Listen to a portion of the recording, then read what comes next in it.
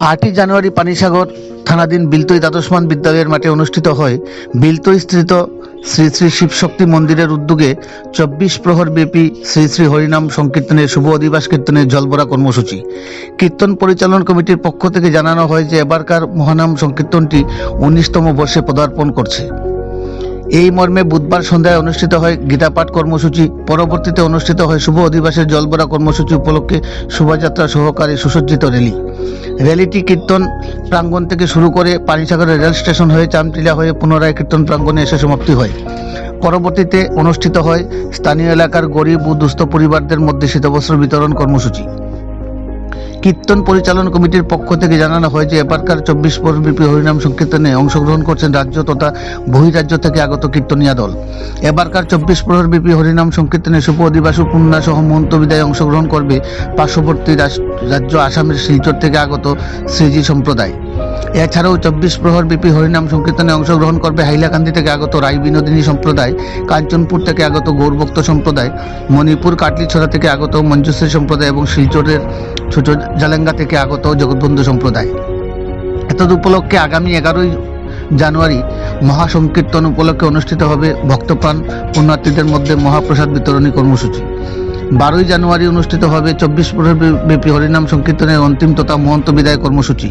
24 প্রহরব্যাপী হরিনাম সংকীর্তনের দিনগুলোকে আনন্দমুখরিত করে তুলতে ভক্তপ্রাণ পুণ্যার্থীদের শুভাগমন কামনা করেন কীর্তন পরিচালনী কমিটির সদস্যবৃন্দরা। পানিসাগর প্রতিনিধি রিপোর্ট, শ্যামলী ত্রিপুরা।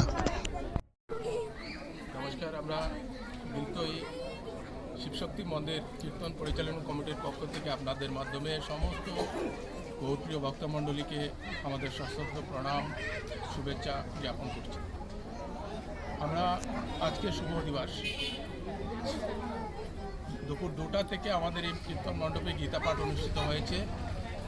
3টার সময় আমরা অধিবাস উপলক্ষে জল ভরার কাজটা করেছি এবং বিকাল 5টায় একটা বর্ণাঢ্য শোভাযাত্রা আমরা সংগঠিত করেছি এই কীর্তনকে সামনে রেখে। এখন আমরা দুস্থদের মধ্যে যারা প্রত্যাশী রয়েছেন তাদের মধ্যে কিছু শীতবস্ত্র বিতরণ করবো এই মহোৎসব উপলক্ষে এবং 8টার থেকে আমাদের অধিবাস কীর্তন শুরু হবে। স্বভাবতই কালকে সকাল ভোরবেলার থেকে কীর্তন শুরু হবে। কীর্তন চলবে 26শে পৌষ শনিবার। রবিবার দিন আমাদের পূর্ণা মহান্ত বিদায় অনুষ্ঠানগুলি রয়েছে এবং বিশেষভাবে 26শে পৌষ শনিবার দুপুর 2টা থেকে 4টা পর্যন্ত মহাপ্রসাদ বিতরণ করা হবে। সমস্ত যারা ভক্তবৃন্দ থাকবেন সবার উদ্দেশ্যে মহাপ্রসাদের ব্যবস্থা রয়েছে। সবাইকে মহাপ্রসাদ গ্রহণ করার জন্য অনুরোধ রাখবো এবং সর্বোপরি আমরা এই আগামীকাল ভোর থেকে যে কীর্তন শুরু হবে প্রত্যেকটা মুহূর্তে প্রত্যেকটা দিনে অত্র এলাকার সমস্ত গৌরপ্রিয় ভক্তমণ্ডলীর উপস্থিতি আমরা কামনা করছি। এবারকার কীর্তনটি কততম বর্ষে পদার্পণ করলো? আবার 19তম কীর্তন অনুষ্ঠিত হচ্ছে আমাদের। কটি কীর্তনিয়া দল অংশগ্রহণ করছে এটিতে? আমরা বিলতই এবং চামটিল্লাবাসীর উদ্যোগে এই কীর্তন আজ থেকে 19 বছর আগে শুরু করেছিলাম। সেই ধারাবাহিকতা বজায় রেখে শিবশক্তি মন্দির প্রাঙ্গণটা রেলের রাস্তার পাশে হওয়ার কারণে সেখানে আমরা আয়োজন করতে অসুবিধা হয়। গত 3 বছর থেকে আমরা স্কুল মাঠকে কেন্দ্র করে আমাদের উৎসবটা পরিচালনা করছি। মন্দিরে যথারীতি পূজা অর্চনা হয় এবং উৎসব এখানে। তো এবার কীর্তনিয়া দলগুলোর মধ্যে বিশেষ আকর্ষণ কি রয়েছে? কীর্তনিয়া দল প্রতিবারই আমরা শুরু থেকেই আমাদের এখানে ওয়েস্ট বেঙ্গলের বিভিন্ন দলগুলি কীর্তন পরিবেশন করতেন এবং স্থানীয়ভাবে একটা দল রাখা হতো। এবারও কাঞ্চনপুরের স্থানীয় দল বলতে কাঞ্চনপুরে একটা দল রয়েছে আর বাকি দলগুলি বরাকগুলির থেকে আসছে। 2টি দল মঞ্জুশ্রী সম্প্রদায় এবং রায় বিনোদিনী সম্প্রদায়, এদের শিল্পীরা ওয়েস্ট বেঙ্গলের শিল্পী মহিলা, এই 2টা দলে মহিলা শিল্পী রয়েছেন, তারা গান পরিবেশন করেন।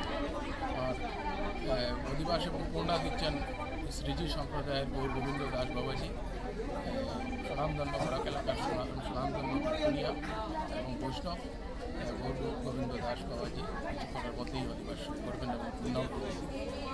তো এবারকার রঘুনন্দনের দায়িত্বে কাকে দেওয়া হয়েছে? রঘুনন্দনের দায়িত্ব আমাদের আমাদের কীর্তন পরিচালনা কমিটির সর্বসম্মতিক্রমে আমার কীর্তন ন্যস্ত করেছেন। তো আমি সবার সহযোগিতা চাইব, সবার সাহায্য সহযোগিতা নিয়ে এই কীর্তন সবার যে গুরুদায়িত্ব আমার উপর দিয়েছেন সবার পক্ষে এই কীর্তনটা সবার যারা উপস্থিত হয়েছেন, যারা বিভিন্নভাবে আর্থিকভাবে সাহায্য করেছেন, কেউ জিনিসপত্র দিয়ে সাহায্য করেছেন, কেউ কায়িক শ্রম দিয়ে সাহায্য করেছেন, সবার সহযোগিতা ছাড়া এই উৎসব সম্পন্ন করা সম্ভব নয়। আমি সবার সহযোগিতা চাইছি। আমি শুধু উপলক্ষ মাত্র সবার পক্ষে আমি রঘুনন্দন হিসাবে সংকল্প করব।